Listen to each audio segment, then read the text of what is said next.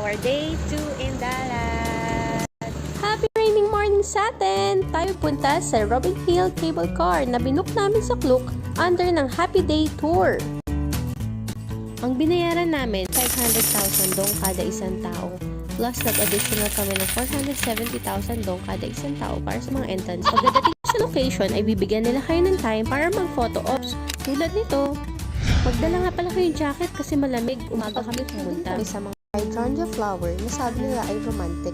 Dito nga pala bumili ng ticket, 120,000 dong, round trip, 100,000 dong, one way lang yun. After nyan ay papasok na tayo at pipila para makasakay sa cable car.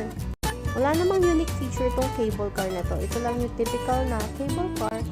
Magiging special lang siya, depende sa kasama mo. Dahil siguro medyo rainy season ngayon, hindi ganun kaganda yung view na may mga flowers na blooming. At dahil dyan, photo ops na lang tayo. Inabot din to ng 10 minutes para makarating ka sa kabilang dulo. Pagkababa mo ay pwede ka nang bumili ng mga souvenirs.